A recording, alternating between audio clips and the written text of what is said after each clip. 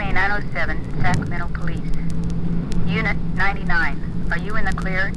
Unit 99 to KMA 907. Unit 99, Sergeant Meredith, 909, in service, on the air.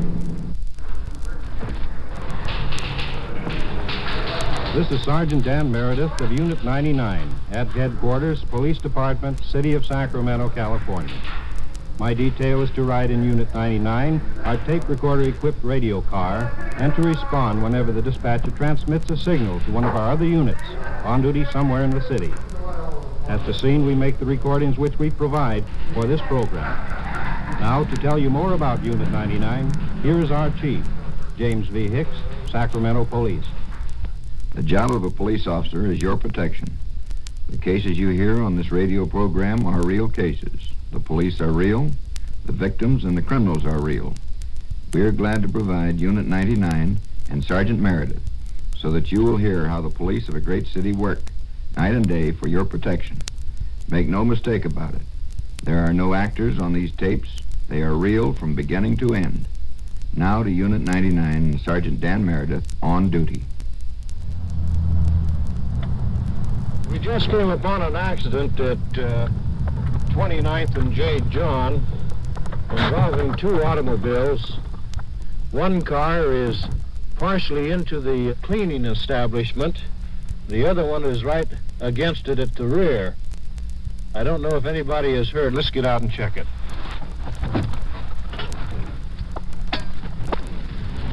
Is this one of the drivers here? Yes, sir. This is the driver of the Plymouth Coupe there. Before we get started, is there anybody hurt? Yes, this gentleman's wife and your baby, wasn't it, sir? Yes, sir. Uh-huh. And they're at the county hospital now. That's it.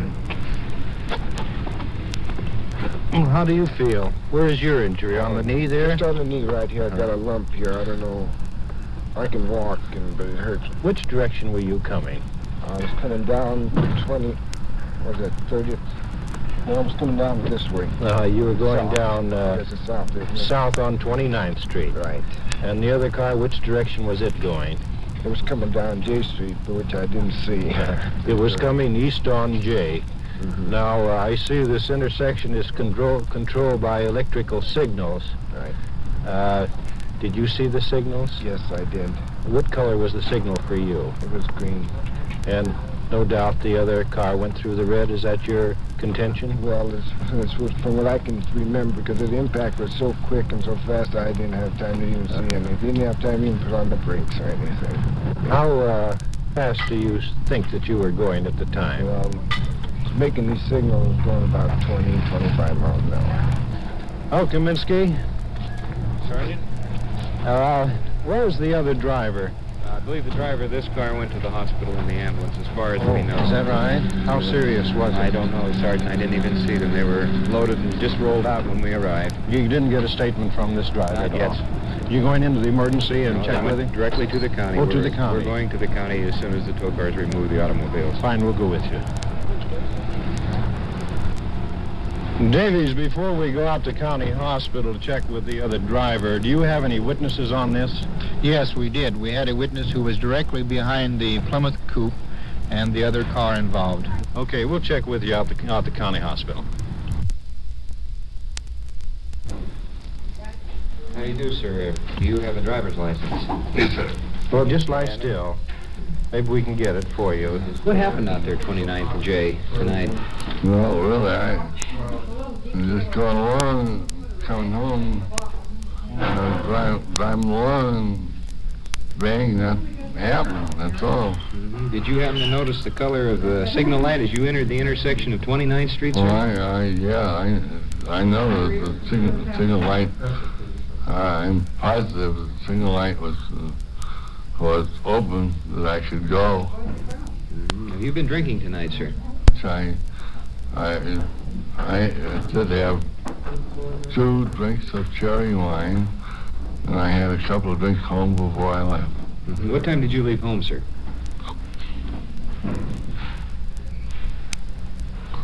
Well, really, I couldn't tell.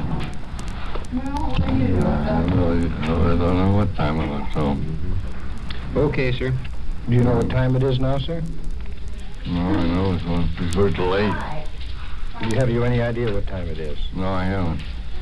How fast were you going? I really couldn't say. I wasn't going to fly. I know I was just pulling along. Just slow. working along. Pulling along slow. You remember the impact and after the impact? No, I don't. You recall where your car ended up? Yeah, on the one side of a business place there. How old are you now, sir? I'm 67 now. 67, and by whom are you employed? I'm retired. I retired from the state. I worked at the state for 23 years. And how many drinks did you say you had tonight? Well, two downtown. I'd say about 5. 5 drinks of what, sir? Cherry wine. 5 drinks of cherry wine. Yeah. Anything else? No, I don't drink that. No. We have several witnesses that put you through a red light eastbound on J Street, and after talking to you and your statement, why, my partner and I are under the impression that you are under the influence of automobile. Now, to help clear yourself on that matter, you can voluntarily give a blood sample, which will be analyzed by the state, and if that sample comes back negative, well, it'll be to your benefit. Of course, if it comes back positive, it will be conclusive evidence to our beliefs. Are you willing to give that blood sample, sir? Oh, yeah. The blood alcohol test of this driver was positive. He was charged, tried, and sentenced for drunk driving. Unit 5. 7th and T. Tom, Unit 5. A man down and screaming for help. Code 2. Check 5 came in hour 7. There's one we'd better check out. Let's get on it.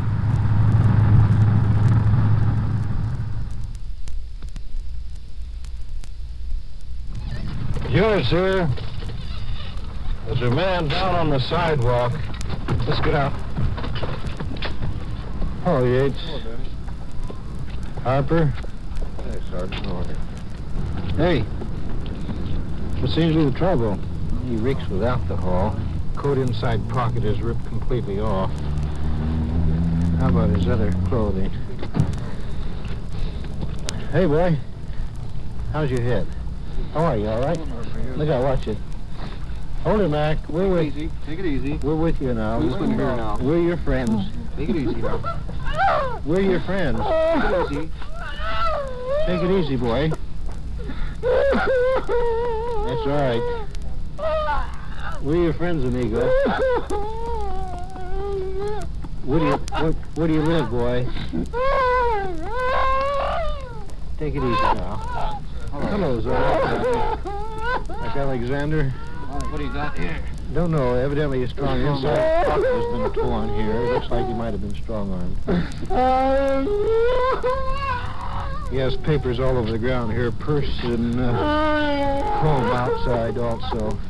You want to tell us what happened to you? We're police officers. Want to know what happened? Some guy come out. What did he do to you? It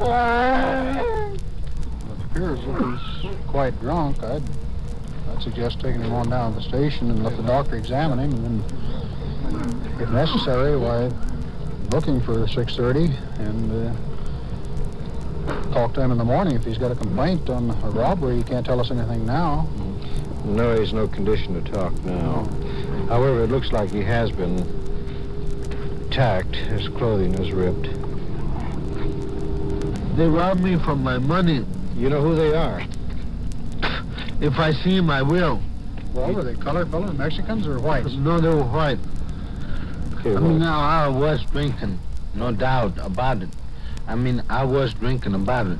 At the same time, there were some fellas about that come up to me and at the same time grabbed me just because I was walking down here. You were walking down the sidewalk here? Yes, I was. And they grabbed you right here? They grabbed me right here and they took my money and they smacked me one. How many were there? There was 2. That's all right. You'd know if you saw him again. about 10. I mean, I'm about to... How much money did you lose? Huh? How much money did you lose, friend? You know, I got my wife. How much money did you lose? $68. $68? Yeah. What else did you lose besides money? That's all. Did you have your money in the wallet? No, I didn't. You didn't? I had my money over here. In your shirt pocket. Let's see here. It's gone.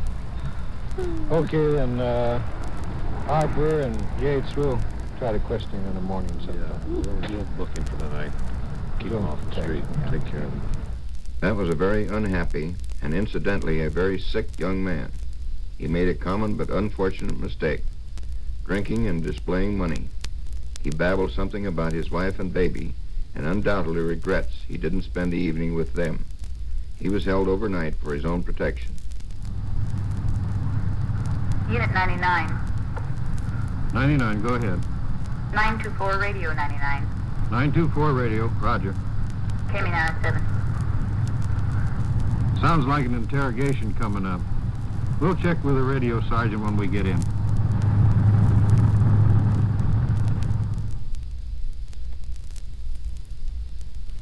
Sergeant Lyons, we just received a 924 from radio. Come up to the Detective Bureau and see you. What do you have? Just going to question the suspect on that Standard Oil service station on stick-up on Stockton Boulevard. We'd like to know where you got the guns that was used on this job. I got the guns out of the house next door to where I live. How'd you get them? I went in the back door, broke the back glass, went in and got them. Those the 2 rifles and revolver? Yes, sir. Is that the revolver used on the stick-up? Yes, sir. Was there any ammunition in the house? Yes, sir. Were the guns loaded?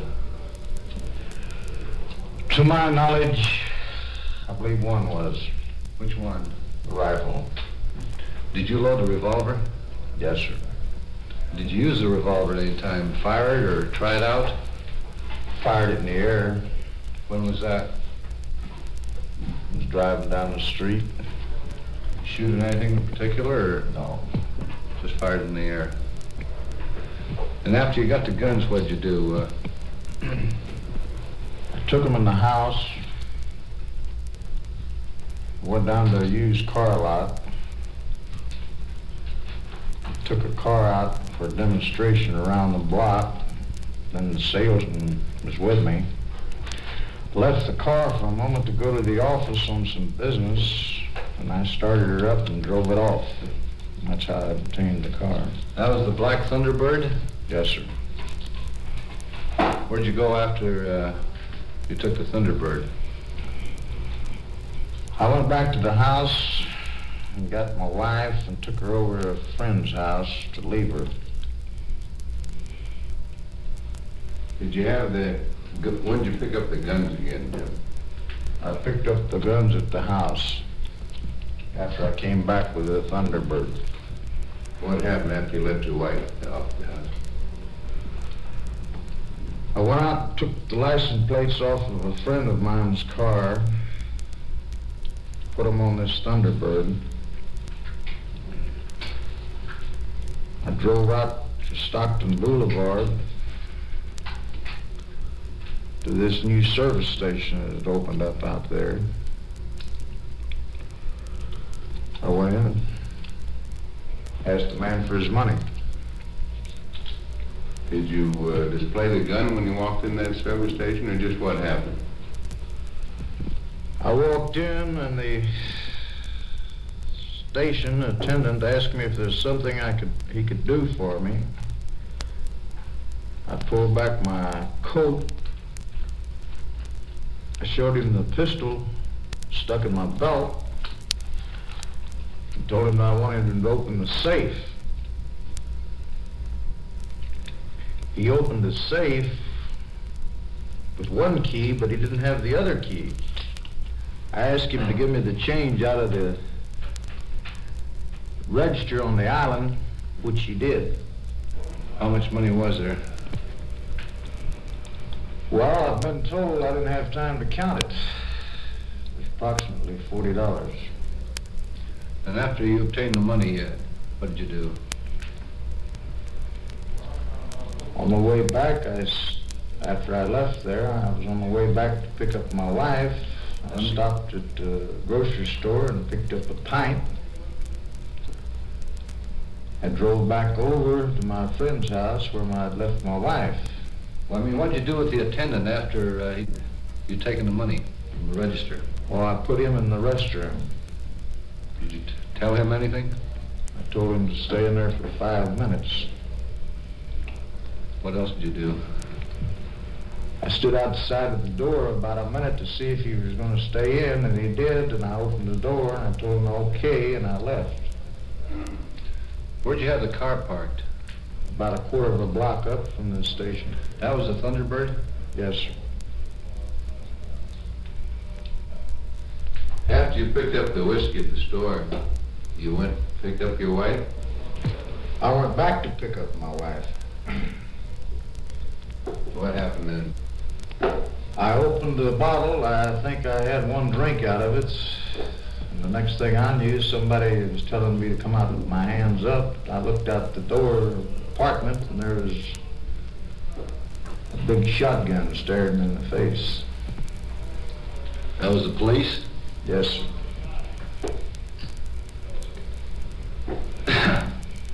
Where was the stolen Thunderbird at that time? Parked out in front of the house. Have you a previous prison record? Yes, sir. Where? Oklahoma. What was that for? Robbery. How much time did you serve there? 5.5 years. That was the Oklahoma State Pen? That's right. And where else? Here in California.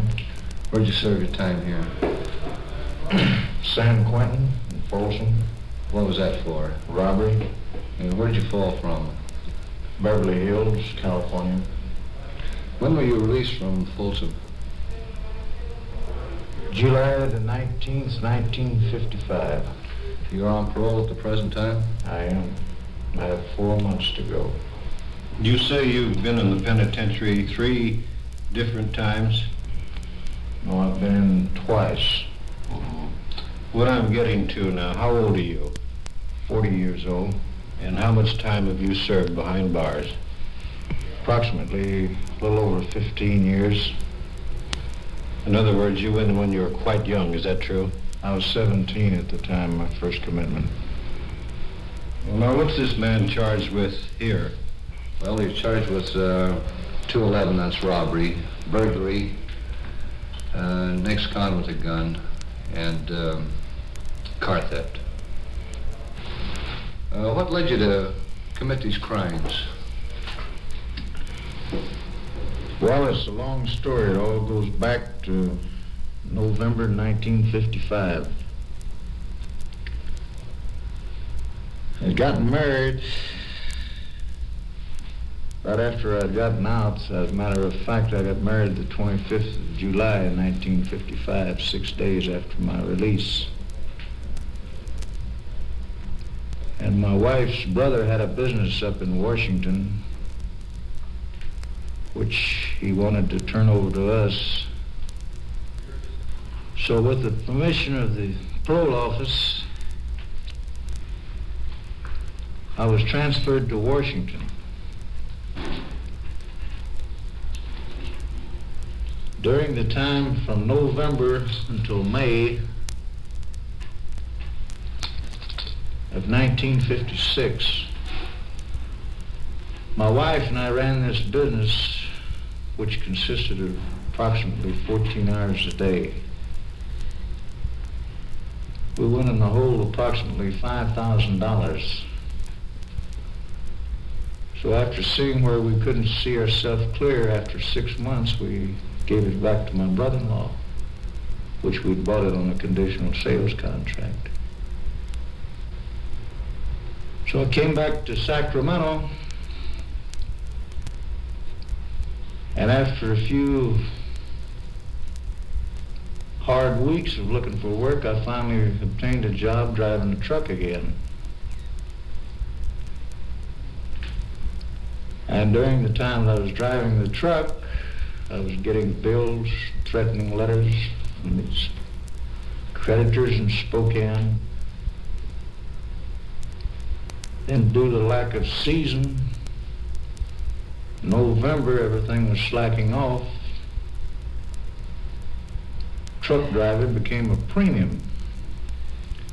There was nothing in the union hall.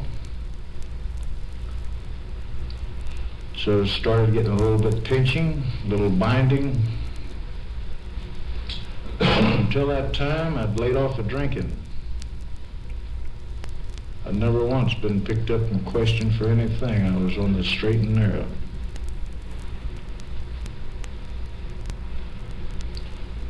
The night I started drinking, and the night before this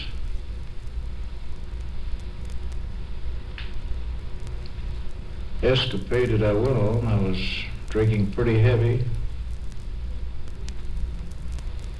Heavy enough that I don't remember getting home from the car. I slapped my wife. And the next morning when I woke up, I continued drinking. I was mad at the world and ashamed of myself for what I'd done. The way everything was stacking up on me. I was trying. And I went berserk, I guess, just lost my head for 3 hours. I didn't hurt myself, I hurt my wife. She's the one that has to pay. Whiskey has been my downfall. Now whiskey's cost me everything I've got. I've lost everything. This robber seems to have figured out a fairly plausible explanation for his actions. In view of the fact that he blames whiskey for his misfortune and that he spent half his life in jails or prisons, it is obvious that he paid a pretty high price for his refreshment. What's more, the bill isn't paid in full. He's back in prison. This is Unit 99 in Sacramento, California. These on-the-scene tape recordings were provided by the Sacramento Police Department and were made on duty by Sergeant Dan Meredith in Unit 99. Your host is Chief James V. Hicks of the Sacramento Police Department. KMA 907, Sacramento Police. Unit 99, are you in the clear? Unit 99 to KMA 907. Unit 99, Sergeant Meredith, 909, in service, on the air.